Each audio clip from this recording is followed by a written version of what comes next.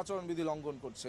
আপনারা জানেন গতকাল আগের দিনও টিএসসিতে কিন্তু একজন প্রার্থী বিভিন্ন আয়োজনের অনুষ্ঠান করে তার গান বাজনা করে পরবর্তী তার ইশতেহার পাঠ করেছে আলোকসজ্জা করে, যেটি সম্পূর্ণ আচরণবিধি লঙ্ঘন।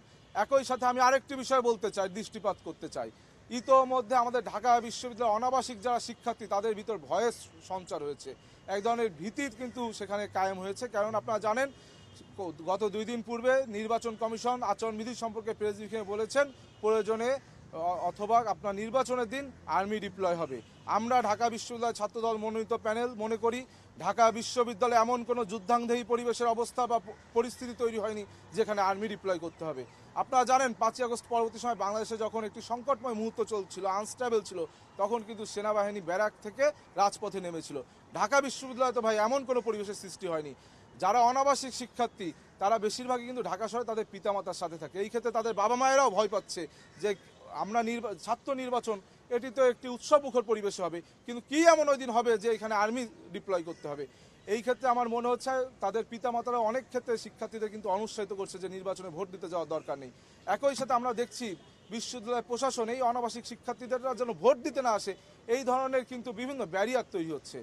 যেমন যারা ভোটার লিস্টে আছে তাদেরকে বারংবার বলা হয়েছে যে তাদের নাকি যাদের হল আইডি কার্ড সেটি নবায়ন করতে হবে। আপনি জানেন যারা অনাবাসিক শিক্ষার্থী তাদের কিন্তু হলে কোনো কাজে যাওয়া লাগে না।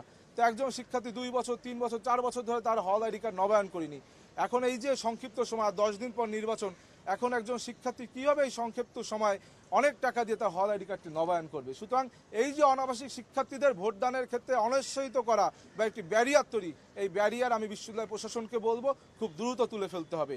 আমাদের বিশ্ববিদ্যালয়ে যারা ভোটার রয়েছে তারা যেন খুব সহজে তাদের পেইং স্লিপ প্রদর্শন অথবা তাদের স্মার্ট আইডি কার্ড প্রদর্শন অথবা লাইব্রেরি কার্ড প্রদর্শনে আমাদের ভোটাধিকার প্রয়োগ করতে পারে। অর্থাৎ ভোটের পরিবেশকে যেন সহজতর করা যায়, শিক্ষার্থীদের যেন ভোটের প্রতি উৎসাহিত করা যায়। কেননা আমরা জানি বাংলাদেশ একটি গণতান্ত্রিক অগ্রযাত্রার পথে ধাবিত হচ্ছে। সেই বাংলাদেশের গণতান্ত্রিকতার প্রতিষ্ঠার প্রথম ধাপ হলো ডাকসু নির্বাচন এবং ফাইনাল ধাপ হলো জাতীয় নির্বাচন। সুতরাং এই ডাকসু নির্বাচনে কোনো রকম যেন ডিলেমা তৈরি না হয়, এই ডাকসু নির্বাচনে ডিলেমা তৈরির মাধ্যমে জাতীয় নির্বাচনকেও যেন বাধাগ্রস্ত না হয়, এই ব্যাপারে আমরা ঢাকা বিশ্ববিদ্যালয়ের শিক্ষার্থীরা কনসার্ন রয়েছি। এবং ইনশাআল্লাহ 9 সেপ্টেম্বরের নির্বাচনে বাংলাদেশ জাতীয়তাবাদী ছাত্রদল মনোনীত প্যানেলকে শিক্ষার্থীরা বেছে নেবে বলে আমরা আশা এবং প্রত্যাশা ব্যক্ত করছি। বিভিন্ন ছাত্র সংগঠন করছে, বিভিন্ন ছাত্র সংগঠন আসলে আমাদের বিশ্ববিদ্যালয়তে একটি সম্প্রীতির পরিবেশ রয়েছে, সৌহার্দ্য। আমরা বড় ভাইরা ছোটো ভাইরা একসাথে বিভিন্ন সময় একসাথে মুড়ি খাই, কিন্তু এই মুড়ি পার্টিতে আমরা দেখছি মুড়ি খান আপনার সমস্যা নেই, কিন্তু মুড়ি খাওয়ার সময় আপনি বলছেন আমার প্যানেলের নাম কে কত বেশি মুখস্থ করতে পারো, যে বেশি মুখস্থ করতে পারবে তাকে একটি বই দেওয়া হবে।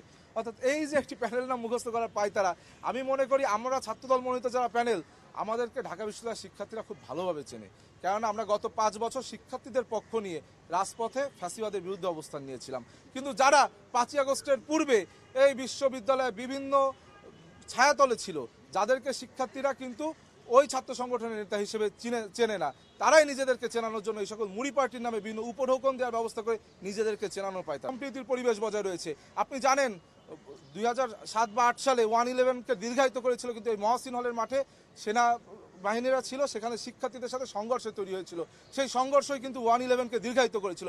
সুতরাং আমার মনে হয় মাঝে মধ্যে যে এই ডাকসু নির্বাচনকে কেন্দ্র করে একটি দূরভিসন্ধিমূলকতা রয়েছে কিনা, যে জাতীয় নির্বাচনকে পেছাতে হবে, দেশে একটি অরাজক পরিবেশ তৈরি করতে হবে। আমরা মনে করি সেনাবাহিনী ডিপ্লয়ের কোনো পরিবেশ পরিস্থিতি নেই।